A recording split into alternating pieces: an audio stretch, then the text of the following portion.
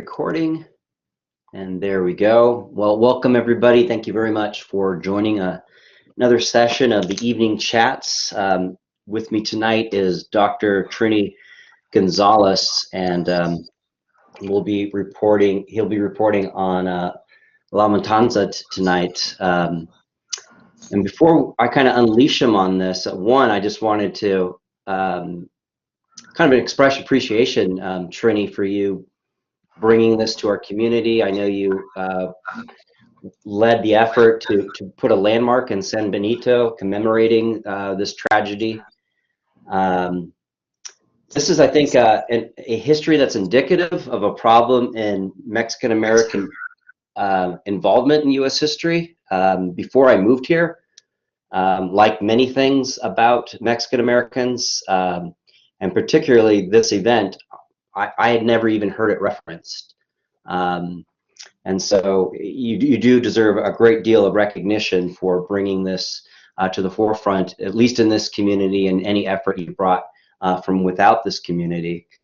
One of the things that I share with my students at the beginning of the semester, especially in History 1301, is I assign Chapter 1 from Howard Zinn's A People's History. And one of the reasons why I do, and I think it's indicative of this, of what you're about to share with us, is I'll go ahead and put it in the chat box, this quote from him. And I usually have students, I offer students an essay assignment looking at this this quote from Chapter 1. But basically, he's explaining his approach to history, and I'll just go ahead and read it. My viewpoint in telling the history of the United States is different, that we must not accept the memory of states, and by states he means government, the memory of states as our own. Nations are not communities and never have been. The history of any country presented as the history of a family conceals fierce conflicts of interests, sometimes exploding, most often repressed, between the conquerors and conquered, masters and slaves, capitalists and workers, dominators and dominated, in race and sex. And in such a world of conflict, a world of victims and executioners, it is the job of the thinking people, as Albert Camus suggested, not to be on the side of the executioners. So I think when we get through this presentation that you're about to offer us, and through Q&A, that this quote will definitely reveal itself to be quite relevant to why this event has been ostensibly basically hidden, I think, from history textbooks and from the general discourse when it comes to history or politics. But with that said, I'll let you carry on with your presentation. Okay, good evening, everybody. I want to thank Sean for allowing me to do this presentation and bring a history that, while I teach to my students, I know many in the community are not that familiar with it, although that is changing, and it has been changing over the last 5-6 years that we've been, as a project, moving this history, to the public domain. Now, just before I get started, Sean, I went ahead and recopied it and uploaded it to what I sent out before. In the chat box, you're going to find probably first, for some of you, a link to the Ranger hearing transcripts. They've been digitized. There are 3 volumes, and I'll talk about that in a minute. There are 3 volumes of the investigations into the Rangers and their killing, sanctioned by the state of Texas, of Mexicanos along the border, as well as other individuals. Then I've also linked some books that you can check out from our library that deal with this history, and I'll mention those books in a minute. And then also provided a link to CNN, where I'm interviewed along with others who are descendants of the Matanza, that aired in 2019. Unfortunately, a month before the El Paso massacre, that was almost 100 years later to the Porvenir massacre.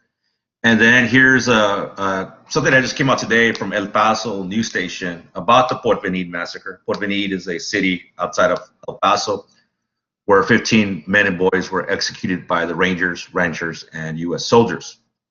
So these are resources you could look at later. I think Sean might also share them with whoever wants as well. So just look at the chat and see what you find there and what might be of interest for your further research to learn about this topic.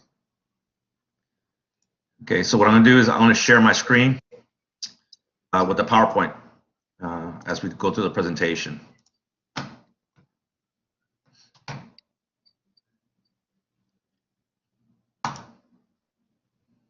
Got it. So, Refusing to Forget is a award-winning public history project. And this project started in 2013 at a conference in San Antonio, Texas. The conference was the National Association of Chicano Studies, Texas Conference. And what we did at that meeting in 2013 was lay out what we wanted to do concerning bringing this history, one, to a larger audience, because as academics, as historians, as scholars, we knew this. Me personally, I knew this growing up as my own story because my great-grandfather and his father were killed by the Rangers in 1915 during the Matanza. But a lot of people did not know this history. That was one objective we had because we're coming up on the 100-year anniversary in 2015 of the Matanza. Secondly, the way the history had been told predominantly to the public was that the individuals killed were bandits. And what we found is that the killing of these individuals usually related to individuals who had land, and they were far from bandits. But the history and the history books and in museums and in public rhetoric about these events was all those bandits along the border, and they needed to be killed by the Rangers in order to bring safety and peace along the border. Much like today, the border back in the early 20th century, contrary to popular belief, was pretty safe. Now, there's going to be insurrection in 1915, and I'll talk about that. But that's in response specifically to law enforcement killing of individuals and the taking of land from individuals as well, which law enforcement helped in some instances. So what we want to do is twofold: bring this history to a wider audience that wasn't aware of it, and also reject and bring to the forefront the facts of what occurred 100 years ago, which was that the individuals killed were not bandits, and that the state of Texas was directly involved in the killing of these individuals. So we're going to talk about this project as I go forward, and then narrow into La Matanza, which is a history that occurred here in the Lower Rio Grande Valley. So Refusing to Forget was composed of 5 members originally. Those members included John Moran Gonzalez, the director of the Center for Mexican American Studies at UT Austin, also from Brownsville, myself from South Texas College, Sonia Hernandez, also from the Valley. She's at Texas A&M University in history. Benjamin Johnson, who is at Loyola University in Chicago, has written a book about the uprising or the insurrection during this time period.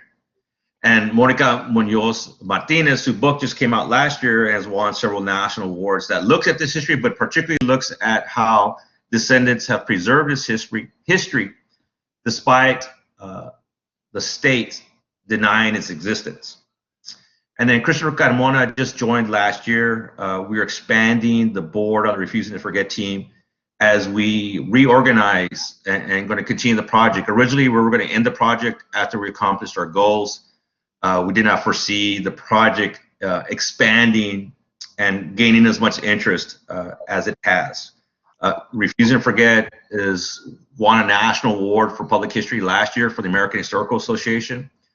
We also are going to receive another national award, but I cannot reveal it because they don't want to reveal it until April. So I thought I'd be able to talk about that today, at least mention it today, our second national award, but we're not able to do that right now. I'm not able to do that right now. So I'm sorry for that. So let's get into the initial goals of Refusing to Forget.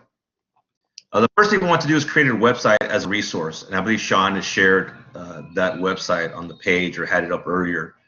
And this website has been very helpful and for us getting information quickly to individuals who ask. You go to the website, the one page that gets utilized is the history. And in that history, you can learn about all the things that are going on that we were looking at during the 1910s across the state of Texas concerning the state-sanctioned killing of Mexicanos.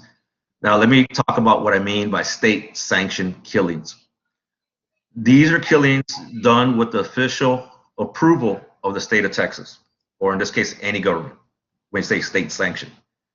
The officers engaged in the killing were law enforcement officers, and after they killed individuals, even though it was clear that they arbitrarily killed individuals, and we're not talking about people who were resisting arrest and they get killed in the process of being subdued. These are individuals who were in jail, pulled out of jail, and executed, or they went to the home and simply executed them in front of their family members. So these were law enforcement individuals who did this. This was mainly Texas Rangers, sometimes vigilante groups along with the Texas Rangers, and sometimes the U.S. military, and sometimes local law enforcement. So what a state-sanctioned killing is where the state of Texas is very clearly aware of this. In the testimony that comes out in the hearings concerning the Rangers, sometimes it's called the Canales hearings, because I'll talk about Canales in a minute. He's the state representative who started the investigation. An individual from the Valley stated that the governor of Texas, before the killings or while the killings were going on, indicated that any officer who was brought up on charges of murder would be pardoned. So the governor offered a pre-pardon to allow law enforcement to engage in the killing of individuals, so that they did not have to worry about any criminal charges being issued or brought against them for the killings of these individuals. So they're given a free hand. The argument for allowing the free hand of the killing of Mexicanos along the border was that Mexicans as a race, and I put race in quotes, were inherently dangerous and needed to be treated that way, and not treated the same as any other individual. As I said, what we're finding is that those individuals tend to also own land. Right? So one thing we want to do is get a website to get this information out there. The next thing we want to do was to have a museum exhibit talking about this history. In particular, we wanted a museum exhibit in the State Museum of Texas, which is the Bullock Museum. And then we want to create a traveling exhibit based on that exhibit. The exhibit, as we'll see in a minute, we were able to produce. That exhibit won national awards as well.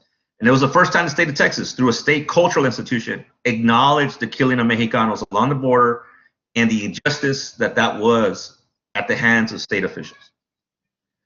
Historical markers. We wanted to have physical markers throughout different parts of Texas that talked about this history. Because once the markers go up, they can't go down. We originally had 5 marker ideas that we wanted to have placed. And I'll talk about the one that was not accepted by the state of Texas.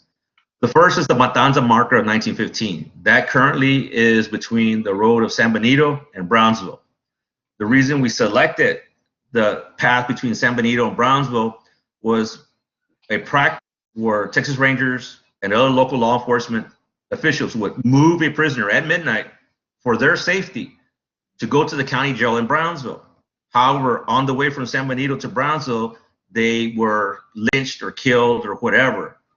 And it became very common knowledge that if you're a prisoner in San Benito in 1915 during this time, and you were going to be removed from that jail cell at night, you were going to be killed. And you're in the hands of law enforcement and vigilantes. So that was the first Matanza. And by the way, that was the marker. That was the first marker. That was the marker we all thought would get rejected. It was not. So we were surprised. We were happy that it got accepted. So it's there today. You can go visit it if you're going to go to the beach. You go off San Benito. As soon as you're leaving San Benito, there's a rest stop that you can stop at where the marker's at. Jovita Edad. Jovita Edad came from a prominent progressive family out of Laredo, Texas. They had and owned newspapers. There were reporters and educators like Edad was. The reason we highlighted Edad was because she wrote editorials against the Rangers while they were doing these killings. The Rangers went to her newspaper and were going to shut down the newspaper, but she stood in front of the door to not allow them in, fully knowing that the Rangers had already killed several hundred Mexicans in a short span of time. So this was somebody who was very brave, speaking up for the defense of those individuals who were being killed by the Rangers and other law enforcement at this time. The Rangers did come back later when she was not there to destroy her printing press and her newspaper. So we had, there's a historical marker in Laredo, downtown Laredo, that you can go see that's devoted to Jovita Edad. The Porvenir massacre, and like I said, I just set up an article link that's related to a news feature that just came out today about this massacre. The Porvenir massacre, where 15 individuals were pulled from their community and killed by Texas Rangers, U.S. Army, and local ranchers, was the catalyst to the Ranger investigation. And so this happened in January of 1918. The Rangers were later then investigated in January 2018. 1918. The Rangers were later investigated in February of 1919. I'm getting my years mixed up here. I'm sorry. And so this massacre was important because the survivors, the women and the children who fled Porvenir across the border to Mexico, found the protection of the Mexican army there, and the Mexican government then demanded an investigation into what occurred. In this case, something did occur to the Rangers. They were fired, but they were never charged with any murder or attempted murder. In fact, the captain of the Ranger company who was fired complained that why are people upset? They're just Mexicans who were killed. And this isn't a written document, by the way. So these aren't things I'm putting into his mouth or saying he didn't say. These are all documented statements that I'm talking about. And then the Bazan Longoria historical marker. That's over there in San Manuel. It's right across from the chorizo factory of San Manuel. There's a little park there. Jesus Bazan and Antonio Longoria were ranchers. Antonio Longoria was a former county commissioner. And they went to tell the Rangers that some individuals had taken their horses. These individuals were insurgents, and I'll talk about the insurgency in a minute. The Rangers accused them of helping the insurgency and killed them, shot them in the back while they were on horseback. They're buried over there in San Manuel, and the marker is there to remember them. So even if you're a prominent political figure, if you were Mexicano, it didn't matter. Your public office did not protect you. Okay, so this is how the impunity of the state of Texas occurred at this time. And by impunity, I mean the state has never been held accountable, even to this day, of the killings of these individuals that occurred. With all these historical markers, we also had public programming. We had educational programming that was sometimes began a week before the marker unveiling, so people who could not go to the marker unveiling could learn about this history. Then the day of the marker unveiling would have a day conference, either at UTRGV Brownsville, or UTRGV in Annenberg, depending if we're talking about the Matanza marker in Cameron County, or the Bazan Longoria marker in Hidalgo County. The Porvenir massacre was the first marker where people objected to the marker because they wanted language that stated that the individuals who were killed were bandits. We fought against that. It took over a month for us to have them reject that proposed new language, which delayed the original date of the marker unveiling. But we're able to do it through a national effort to bring pressure on the state of Texas and the State Historical Society to not change the text in that manner. And the marker ended up going up, but we weren't able to provide the educational programming originally scheduled. The original scheduled date for the marker unveiling did allow descendants of the members who were killed at least to come and meet and to discuss and remember their family members or the ancestors who were killed. The same thing occurred for the Bazan Longoria marker unveiling, where many of the members or descendants of the Bazan Longorias who live here in Annenberg, McAllen, and Mission, this area, were able to attend that marker unveiling as well. So we provided public programming. Again, the idea was to increase the knowledge of these events, and also, and most importantly, at the Porvenir, the Matanza and the Bazan Longoria markers, we also had a blessing. We did that because we needed to remember the individuals who were killed in a ceremony, because many times individuals were killed were just left in the monte, or the woods, as you would, and their bodies were never recovered. So we wanted this also to be a sacred moment of remembrance for those who were killed, who were denied the sacrament of their last rites and of their burial, with the funeral to occur in the church and so on. And so we also gained some publicity about all these activities. So the Bob Bullock Museum exhibit, Life and Death on the Border, 1910 and 1920. If you search that, you can actually find the exhibit with some of the photos and educational materials attached to it. We want to make sure that the story was told about a community with deep roots. A lot of people, including my students, don't know how long first the indigenous communities were here before the Europeans came along, and then not how long the Spanish then came along, right? The settlements of Reynosa, Matamoros, Laredo, and the ranches on both sides of the river are older than the United States as a nation. So there's a community with very deep roots that lived in this area and that had land. We also want to talk about how the community was transformed with the coming of the railroad and how that changed economic relationships between those who were new to the area, what some historians call newcomers, who were predominantly farmers, versus the old timers, or the old white ranching families, right? So previous to the 20th century and the railroad, you're going to have interracial marriages between white individuals and Mexicanos, or business relationships or political relationships that occurred there. In fact, Jovita Gonzalez from Stark County, who is a historian in this time period in the early 20th century, talks about the Mexicanization of white individuals, the idea that that they didn't speak English, they became Catholic, and they become very much entwined in the community, right? So if you ever come across individuals who are, quote, not Mexican, but are much more Mexicano than a Mexicano, this is a long history to that process. Then we want to talk about during that transformation of going from predominantly ranching to farming in Cameron, Willacy, and Hidalgo County, how the community then started to deal with issues of increased racial discrimination. So all the newcomer cities, McAllen, Harlingen, San Benito, Mission, they were all segregated, right? And depending on the city, the segregation occurred either north to south or east to west, right? So for instance, in Westaco, on the north side of the railroad, it was the Mexican side. In McAllen, it was the south side, right? San Benito, you have east and west San Benito. So depending on what community you're looking at, you're going to see segregated communities. Edinburgh was the same way, east and west. So you can start to see segregation in living arrangements and these new cities that started in the early 20th century as a result of the railroad, as well as segregation within schools. So educational opportunities are being attacked or undermined by these segregation efforts. Because as far as people who control the school districts now, Mexicanos were really about labor, and they did not need to be educated. And then the other thing we want to talk about within this history of the Bob Bullock Museum that we explained to them when we first met with them to talk about the idea of this exhibit was that despite this horrific history, this is a community of resilience. The Valley today, and has for a long time, produces the largest number of Latino PhDs, medical doctors, and attorneys in the nation. The other area that does the same amount of production or creation of individuals who are Latino who are getting advanced degrees is the state of New Mexico.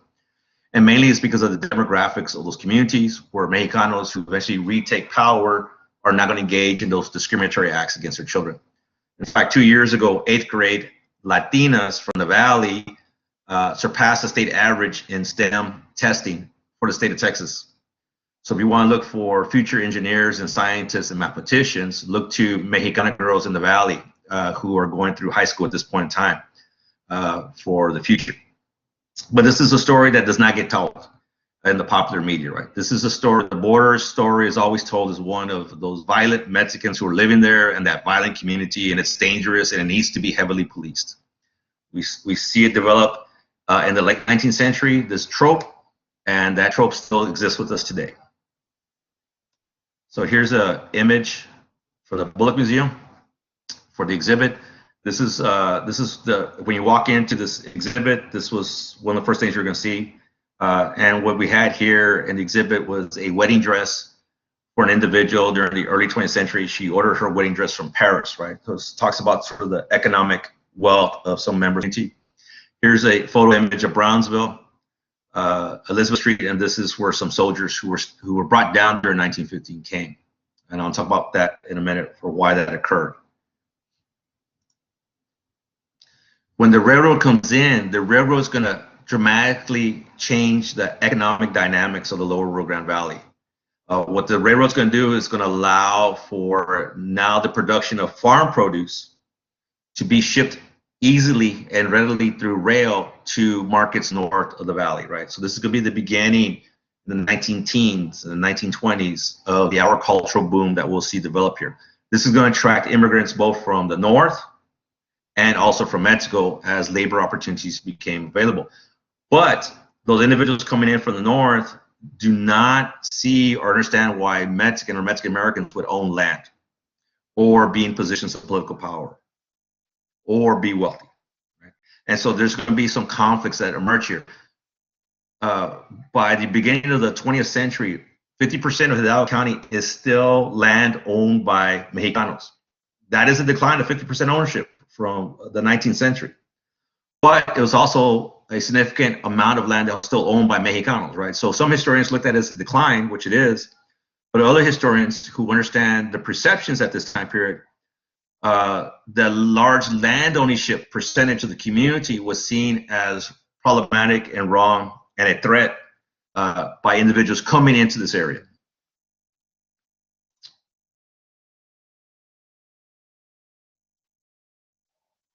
Okay, there we go. Oops, it jumped one up. Okay, so during this time period, by 1915, several individuals were upset with the mistreatment of Mexicanos. Now, over 70% of the community was literate. So by 1910, you have newspapers, over 30 newspapers and magazines being published in Spanish in the Rio Grande Valley. So the community is literate. The community has a significant number of schools that are outside the county system, that are private schools that they use to educate their children. Some are religious schools, some are just secular private schools, and then some are ranch schools. But the value of education was very important, and it goes back to the history of this community. Back in the 1790s in Matamoros, you had free public education for children in the city of Matamoros. In Laredo, at the same time, you had compulsory education, which meant that if a child did not go to school, that's a school age, the parents could be arrested or fined for their child not going to school. So when the United States was just beginning as a nation, this community had embraced public education and compulsory education for the children. So it shouldn't be surprised that by the tens, that 70 or close to 80% of the community is literate. They can read and they can write, and they're not ignorant, regardless if they are some guy who owns 20 acres or somebody who owns 1,000 acres. Education is an important part of the Mexicano community's cultural worldview. And so these individuals who were educated understood a political philosophy called liberalism. And liberalism is the idea that you all learn when you learn about the Declaration of Independence, right? The right to life, liberty, and the pursuit of happiness. And Mexicanos in this area embrace that political idea. It's not a uniquely U.S. idea. The idea expressed in the Declaration of Independence was it was over 100-something years old or longer, based on other European philosophers' understanding of individual rights and the development of what we call individual and later on human rights. Well, Mexicanos embraced and learned about those ideas as well. Particularly the idea of the pursuit of happiness, which is really about the pursuit of property. Mexicanos who own property were very much entrepreneurs and liked to make money. So they were capitalists as well, right? They weren't communists. And so the problem that we get in the early 20th centuries is the racist view that Mexicanos should not be anything other than laborers. And that was a problem because many were not just simply laborers who were living down here. And so what's going to happen is that as law enforcement becomes involved in the killing of people under their custody, where you start to see individuals being pushed from their land. During the Canals hearing, you do have an individual who admitted to taking Texas Rangers to landowners to say, if you don't sign over your land to me or sell it to me, this guy's gonna come back and get you, right? So we're gonna have examples of that. We also have examples of people who refuse to sign over their land, who were killed by the Rangers, and then their land gets sold by the widow, right? Not all widows sold the land, by the way. Like for instance, in the case of Bazan and Longoria, Miss Longoria held on to her land, despite the clear threat that was aimed at the rest of her children. And so we have a community under siege. And what this picture is from the Robert Ryan collection is of a bridge between Brownsville and going into Matamoros, where families are leaving their lands to seek safety on the Mexican side of the river because of U.S. law enforcement, in this case, the Texas Rangers, some local law enforcement officials, and the U.S. Army, because they did not feel safe to continue living on their lands. And if they didn't go to Mexico, like my great-grandmother, when my great-grandfather was killed, Paulino Cerda, and his father, she fled Laguna Seca Ranch and came to the city of Vandenberg with my grandmother, who was a year and about 3 months old at the time, on a buckboard. My great-grandmother was a businesswoman. She owned a little store. She had dairy cattle, and she had other sorts of business activities. But the Rangers came for her husband, and they killed her father-in-law as well because of, supposedly alleged to be a bandit, and that wasn't the case. And so this is what's going on here. So people will rise up. There's an insurgency called the Plan de San Diego by some. The Mexicanos would call it the Mexican Mexicano Tejano Revolt. And they were very clear on why they were revolting. They were revolting, one, because the Rangers were indiscriminately killing individuals for no reason other than obviously they wanted their land. Two, land was being taken away. And three, other economic opportunities and discrimination was occurring. Economic opportunities were denied to them, and other discrimination was occurring. We know this because they actually write it out. These weren't ignorant folks. These are individuals who were property owners who got fed up and decided to take up arms in defense of their property, right? This is the same story we hear with the American Revolution, where individuals want to protect their lives against the state, and they want to protect their property. This is what happened here in 1915. But it also became an opportunity to label anybody an insurrectionist, i.e. a bandit, to kill them so that the land could be taken away. And so this is history that we continue to uncover and bring forward that a lot of people were not aware of, because the way the story was told before is, oh, those are bandits. This is a painting by Carmen Lomas Garza. She's a famous painter out of Kingsville. Her work has been published in books and things like that. We have a collection, by the way, at STC. I think we have a permanent exhibit of some of her work. And I like this image because it's an image of resilience. It's about the family and doing the everyday things that a community needs to do to survive. And so I like this image, and it was an image that I believe we used in the Bullock Museum that talks about this. So the story is also about how we were resilient, how the community survived, how my great-grandmother continued to live without my great-grandfather being around, and how my grandmother was raised in that way. My oldest uncle from my grandmother is named Paulino, and named after her father, who was killed by the Rangers. So we're also a community resilience. Despite all these sorts of things that occurred against the community, we have continued, and we have many ways thrived that doesn't get recognized. So I talked about the state already, and the revolt. This is Benjamin Johnson, one of the members of Refusing to Forget. This is his book called Revolution in Texas. And the link is there for you to check out if you want to check out the book. But I'm showing you this book because I want to go to a quote that he utilizes in his work to talk about the state's involvement. So he writes in pages 120, 124, this is page 123. He talks about how the Rangers, Ransom, would go out and quote, this is Ransom's report. Now, this is a report to the governor of Texas. You got to understand that the Rangers were so blatant in what they're doing, and they thought it was so okay that they will say things openly like, oh, I killed this Mexican, or I did this or did that, without worrying about being charged with murder. So this is where he talks about the removal of communities from their lands. And I'll talk about Ransom in particular in a minute. I drove all the Mexicans from their 3 ranches, Rancho Leon, Nueva, and Viejo.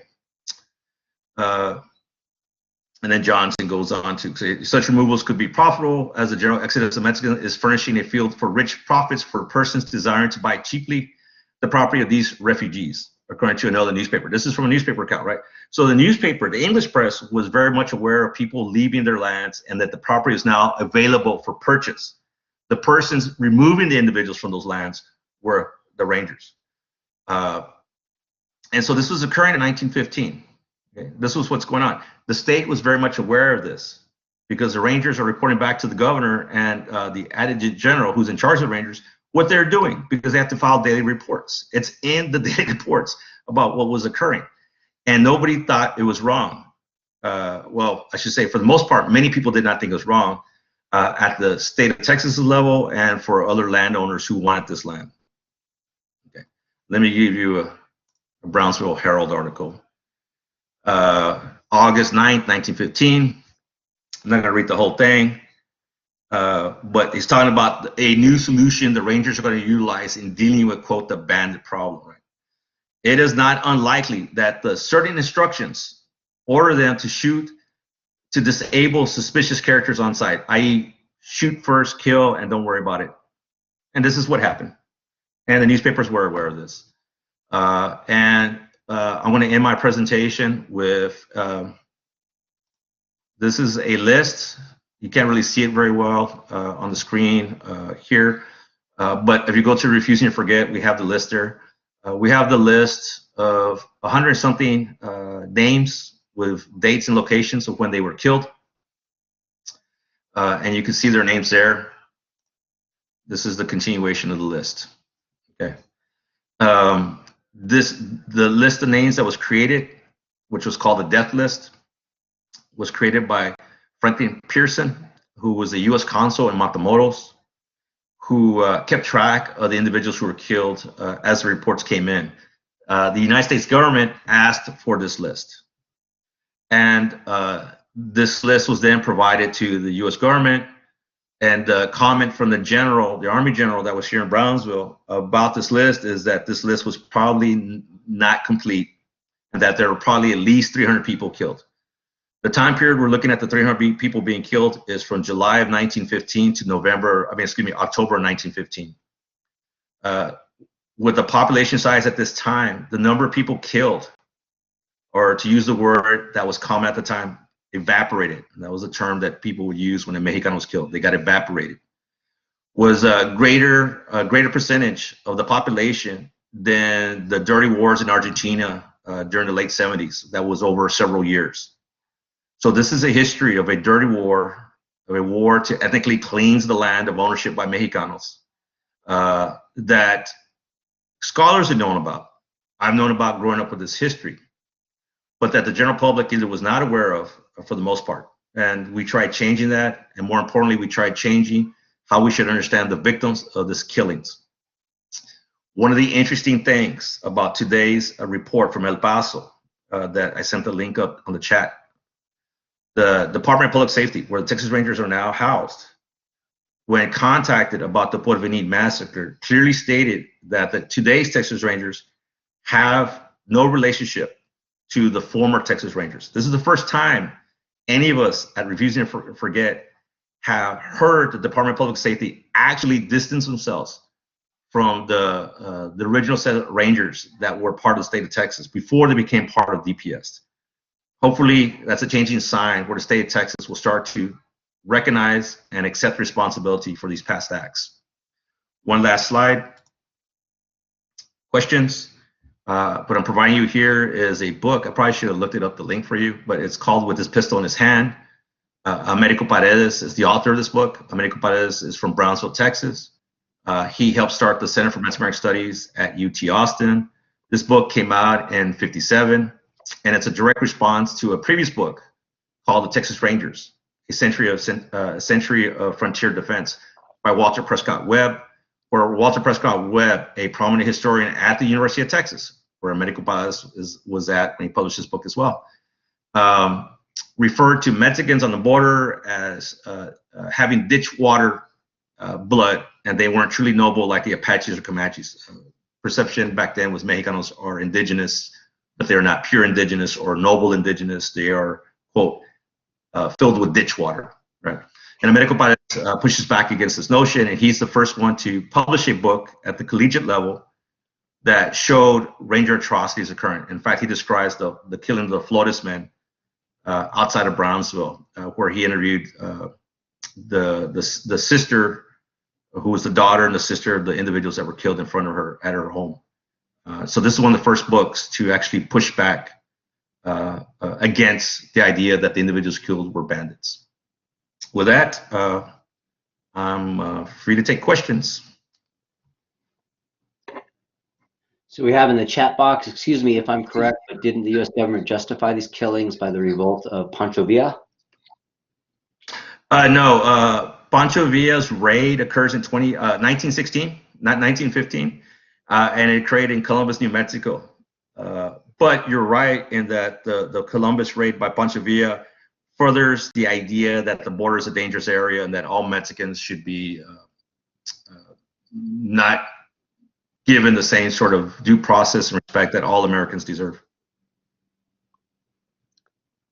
And by the way, Pancho Villa was never in the Lower Rio Grande Valley or this area of the world. There were Villistas here, but Pancho Villa himself never came down to Reynosa or Matamoros or those areas.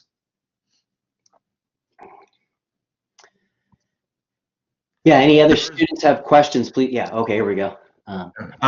Concerning political representation, the lone Mexican-American representative was J.T. Canales out of Brownsville, Texas, and he's the one that pushes forward the investigation of the Rangers. And the reason he's able to do that is because of the Porvenir massacre being an international incident where the United States government told the governor of Texas that something needed to be done concerning those Rangers, and that sort of political pressure brought about the investigation of the Rangers as well. What kind of pushback did he have in the state assembly when he was bringing up these investigations? Well, before the state assembly and before he was able to put forward that legislation, Frank Hamer, who is a ranger who gets celebrated, The Highwaymen, and Netflix is a movie about him. He's most famously known for killing Bonnie and Clyde. Actually told Canales that he was going to kill him. Canales went to the Sheriff Van. By the way, Sheriff Van out of Cameron County never allowed any of his prisoners, when he arrested somebody, to be turned over to the Rangers because he knew what would happen to the prisoners. So Sheriff Van was actually somebody who protected his prisoners, and many of them were released because they were found to have not been bandits. But he knew that if he allowed them to be with the Rangers, they'd be killed. But anyway, Canales and Frank Hamer went in front of Sheriff Van, and Canales told Hamer to say what he said to him. And Hamer told in front of the sheriff, says, yeah, I want to kill him if he keeps trying to meddle with the Texas Rangers. So what happened is when the investigation was going on in the state, in Austin, other state representatives, including, there were allies who were white, right? Not everybody here who was upset the Rangers was just Mexican or Mexican-American, would walk around him so that he could not be shot, including Lyndon Johnson's father, Senator, was one of the people who would physically put their body to protect him so he wouldn't get killed in Austin. Okay, thank you. One more question. What is the primary objective for your organization if Texas does indeed take responsibility? Well, the state of Texas takes responsibility for what occurred there. I don't know we have an objective at this point other than we believe a state apology should occur to the individuals, and there should be some correction there. There's a restorative justice project related to the state-sanctioned killing of African Americans that is occurring right now, and they're exploring possible reparations. Not sure what the reparations would be like certainly physical payments for the descendants of those individuals killed. But that's one possibility they're looking at. We haven't engaged in those conversations at this point. The only conversation we have really right now is concerning the Texas State Ranger Museum and Hall of Fame, or the Hall of Fame and Ranger Museum, and its continued inaccurate depiction of this history. So one of the objectives we do have is to have the Ranger Museum correct its exhibits and follow scholarly standards for presentation of this history. And then the other one is we would like, obviously, an apology from the state of Texas about what occurred at this point. Is there any evidence to just if the Richard King families were involved in these acts of accomplishment? When Canales brought forward the charges that led to the investigation by the state of Texas, Cesar Clayburgh was one of the leaders in providing the defense for the Texas Rangers and others. There's a story and this was relayed by the current representative of Canales, where the reason the Canaleses were able to hold on to their ranch, which is right next to the King Ranch, was because of a Mexican general who offered them military protection against the Kings and the Kennedys. That general was named Juan Cortina. Now, if you don't know Valley history, Juan Cortina led one of the first rebellions against the United States government in 1859. It became a very strong military force on both sides of the border. He was born on this side. Eventually, he will go under house arrest under Porfirio Diaz. But the kings feared Cortina because he had the ability to muster a strong enough force that would have been damaging to their ranch operations. And so the Canaleses and La Cabra Ranch is right next to the King Ranch, the family was able to maintain their property in this way. Not everybody had a general or some sort of strong military figure that could help them protect their lands in this case. And this is specific to the Kings. And this was a history relayed by the current representative of Canales out of Edinburgh.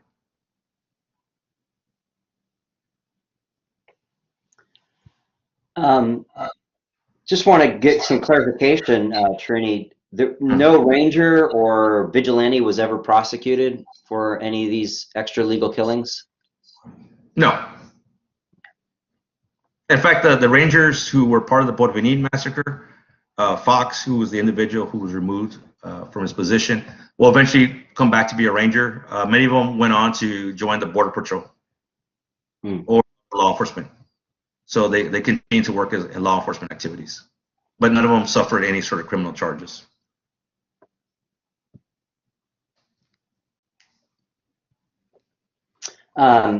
You had mentioned that one marker was rejected. I'm just curious, just what is the process for markers either being approved or rejected? Is that something the state assembly looks at? No, there's a program called the Undertold Historical Marker. And anybody can apply for that marker. There's a process where you got to provide the research, the bibliography, and the other materials that they ask for to support the creation of that marker. And that's what we use. We use the Undertold marker series to do that. The other way to do it is for a county historical commission to submit the application for a historical marker. However, the county historical commission, depending on the politics of that county, may or may not support a marker application that you would want. So, for instance, I forgot to talk about this, but Antonio Rodriguez was lynched in 1910 in Rockport, Texas, excuse me. And his lynching actually was the impetus for the first state civil rights meeting of Mexicanos in Texas at the El Primer Congreso Mexicanista in Laredo in 1911, the following year. We want to get a marker for him to commemorate his lynching and to talk about the importance of that lynching as being a catalyst for the development of civil rights, at least organizing across the state. The county commissioner, the county political figures, and the county historical commissioners told the state of Texas that that marker would not stand if they put it there. I.e., as soon as it got set up, it would be taken down. And the state of Texas doesn't want to spend several $1,000s on a historical marker where the local community is just going to tear it down. So that marker was never set up. So we have to deal with the politics of local communities resisting to have this history told. That's just out of spite that there would be people there that would do that? Oh, no, they openly told the State Historical Commission that the marker would not stand. Wow.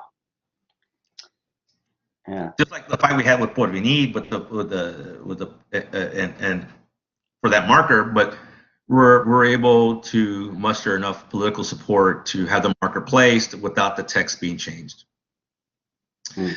There's another question here. Did Mexico attack to protect their native-born citizens suffering at the hands of the Rangers? By the 1920s, after the revolutionary government settles into some sort of stability, the Mexican consuls, if the individual was a Mexican citizen and was killed by law enforcement, the Mexican government would provide counsel to seek some sort of compensation for the families who were victims of that killing. There was a famous massacre in Raymondville, Texas, during the mid-1920s, where 7 individuals 4 of the 7 individuals were Mexican citizens, so they had Mexican consul advocating for their families. The other individuals were not, U.S. citizens, so therefore the Mexican government did not provide them counsel. This is going to be one of the reasons why you're going to have the development of the League of United Latin American Citizens, or LULAC, because the feeling was that Mexican Americans, or individuals who were U.S. citizens, did not have the protection of the Mexican government, and therefore needed to create their own legal support networks through a civil rights organization to protect them in Texas and in the rest of the United States. And that's how the League of United Latin American Citizens was developed. By the way, the vast majority of the founding members are World War I veterans. So when you look at the history of Mexican American civil rights in the United States, they emanated from military veterans who fought in World War I and World War II. And that would make sense. I mean, if you're out there fighting for a war with, you know, the pretentious rhetoric of we're fighting for liberty and democracy, and you come back and you have to face the rabid white supremacy, I could see someone being very motivated to push back against that in every way. Yeah.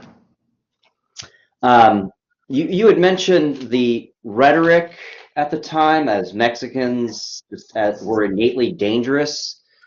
Yes. And so go ahead finish your question and I'll answer. Yeah, and I was just thinking about the rhetoric that's been happening in recent times. I mean, there was a textbook recently that was proposed by the State Board of Education, indicating that Mexicans were conducive to labor or were lazy. Yeah. And then just the anti-immigration. And I'm just thinking, too, that a lot of this coincided with the Mexican Revolution in 1915. And so you did have a lot of people immigrating to this. So I imagine there was a lot of white supremacist hostility towards these people. And we could probably certainly see parallels to that today with immigration coming from Central America and Mexico. Of people trying to escape the instability of some of those countries currently. Yeah. The anti-Mexican rhetoric finds its roots in the Black legend from the English of the Spanish, right? And it continued on into the 19th century. There's a really good book by Arnaldo de Leon called "They Call Them Greasers." About this racist stereotype from the 19th century, right? So when we're talking about in today's language, the racist stereotype, particularly the dangerous border and dangerous Mexican, that's rhetoric that's over 220 years old or 200 years old, right? So what we're hearing today, you know, when Donald Trump said they're rapists and they're worse and all that, that's not new, it's old. And that goes back to the 19th century.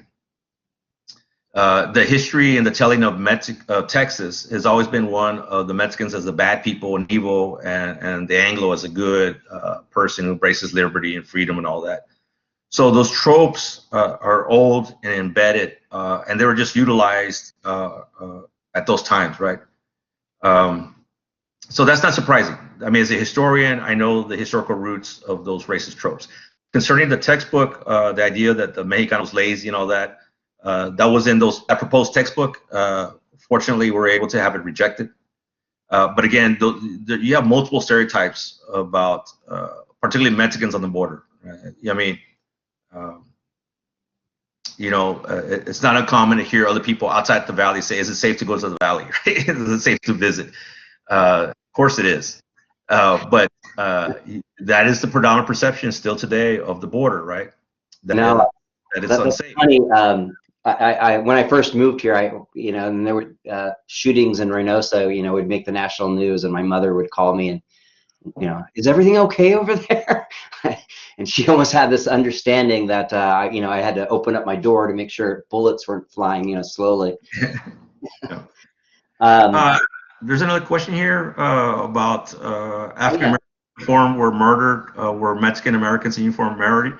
I know Mexican American veterans have been beaten. I can't say right off the hand of they were in uniform and they were lynched. So that I'm not aware of, but certainly Mexican American veterans have been beaten and abused by law enforcement officers. And it goes back to World War I veterans to the rest of the 20th century. Fox makes it sound like we're a war zone down here. I know. That's a misrepresentation of the border. It's not a new way of representing the border nationally.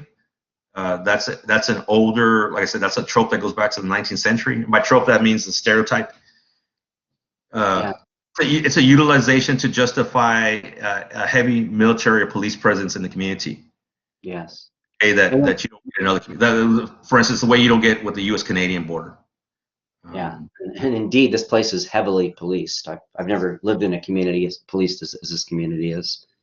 The other thing I was saying, thinking about this rhetoric too, is obviously it has consequences, but the consequence most recently that is most disturbing is the El Paso shooter in Walmart a few years back, and Mhm. one could just dismiss his rhetoric as just the rantings of a crazy person, but if you read his manifesto carefully, I think it's like a 4-page manifesto. It's littered with all of these tropes that you're referring to, Right, and Hispanic invasion and all of this kind of stuff.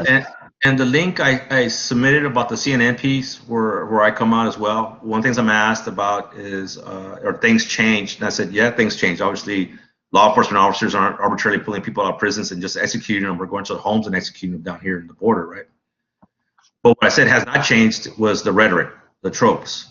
And I said that this language is dangerous because in order to get to an action like the arbitrarily killing of Mexicanos, you have to have the ideas that say that it's okay, right? Ideas are important. Language is important because it relays the ideas that say this is the way the world should be. A month after that CNN piece aired, we did have the El Paso massacre. So I was re-interviewed along with Melva, where the reporter says, you literally said that this could be dangerous and that this could happen, and literally happened a month after that interview was aired, right? And so they followed up with us, and I was also interviewed by NPR about the El Paso massacre and talking about the history of the racist tropes. And that is the problem, right? When you have and justify these racist ideas, it allows you to dehumanize other people, and therefore it's okay to physically hurt them or harm them in some way. And that's what's most dangerous. The ideas and the language used to support those ideas is very dangerous. Got another question from Tom there. Would you attribute the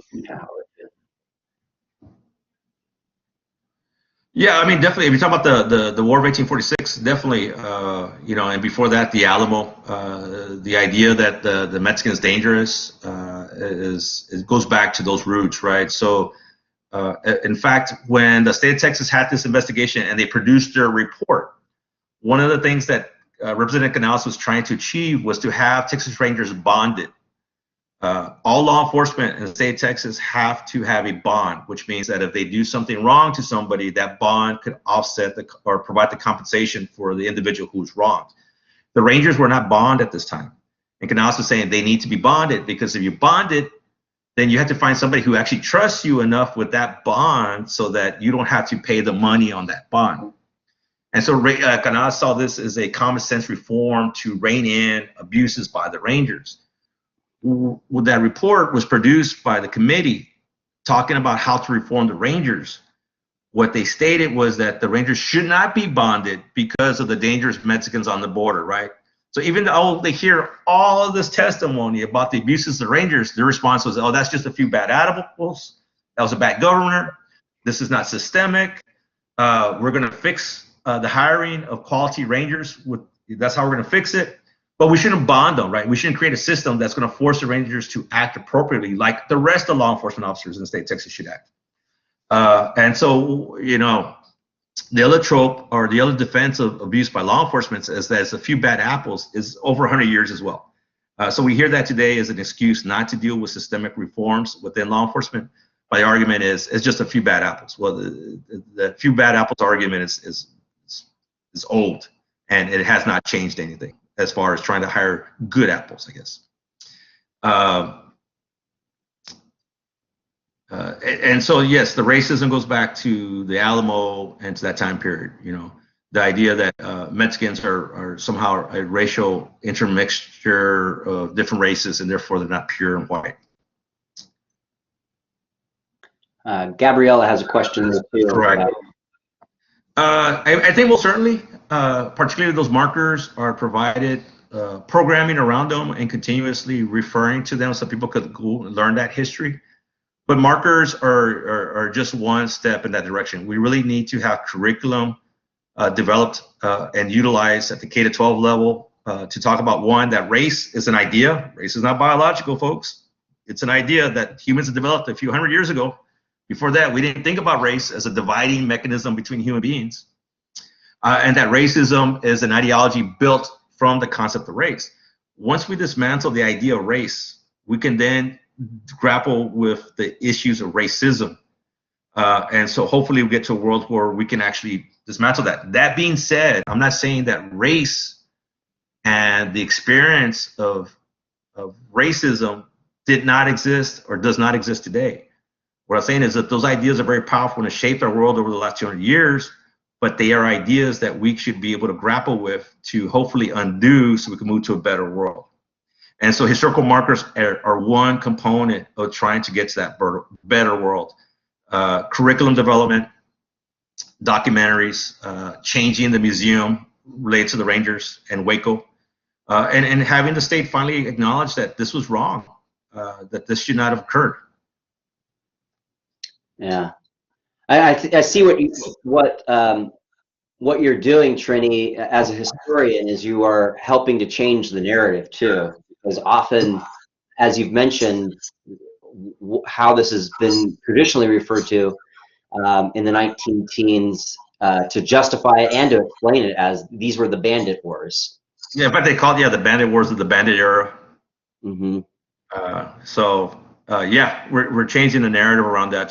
So that's why we were all surprised when we saw the Department of Public Safety's statement distancing themselves from these Rangers, which had never occurred before. Because you go to the website, they find their roots in these Rangers, and maybe they've changed the website. We haven't found. I need to go look to see if the website has been changed with the history of the Rangers on it, because this is the first time I hear the Department of Public Safety distance themselves from these Rangers, quote unquote.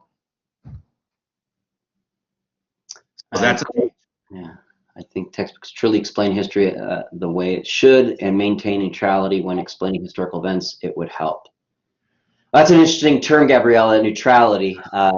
I think it gets kind of to the root of probably the problem with dangerous narratives, because I would imagine that anybody spinning a narrative that's dangerous to a certain population would view their narrative as being neutral. I think one of the things that we need to recognize is history is inherently political. Yeah, the things I tell students at the very beginning of the semester is that the history textbooks are a particular interpretation of the past. They're not the only interpretation of the same past.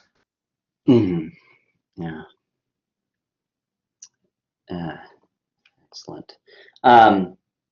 Whatever necessary to are simply an interpretation of the past. They are not the mere representation of the facts of the past. Yeah. They're an interpretation. Go ahead. I lost you. I lost you there, Sean. Oh, I was just thinking about just different viewpoints. My internet's going out. I'm sorry, Sean. My internet stops. Can you hear me? Yeah, I got you. You're coming in clear now. There was a little bit of there. Yeah. Okay. So yeah, I explain to students that textbooks are interpretive understandings of the past, are not the simple facts of the past. Yeah, and hearkening back to that Zen quote that I shared earlier, I think a lot of traditional history textbooks, and there's still an effort previous to that quote when he's talking about, I don't want to talk about the history of states or the history of governments. He was bringing up Henry Kissinger, who literally wrote a book called The Memory of States. And so I think that has been in large part of this kind of top-down narrative of, if you understand the history, George Washington, Thomas Jefferson, John Adams, the political makers of any given time period, you'll have a firm understanding of the historical record. And I think you know, in the last at least 2 to 3 generations, that has been slowly changing to be more inclusive and to try to look at the history of states as just one measurement or way of analyzing history and understanding history. Did my camera lock up? No, no. Okay, so my screen is like, I just, my image is frozen there on my screen for some reason. Okay. Okay. Any other questions or comments from students? There have been some great questions, so if there's anything else, I would definitely like to hear from students. I was gonna put something. I was gonna put my email in the chat, but for some reason it's not working. Okay, I'll. Yeah, if you could put my email in the chat. Somebody wants with some questions or want me to direct them to more resources. Feel free to email me. And then I'm sharing a document that you shared earlier, Trini, with all of the resources, the books, and interviews. And then in that I'm also going to, and then here I go. I'm going to make sure I've got the email. Okay. There we go.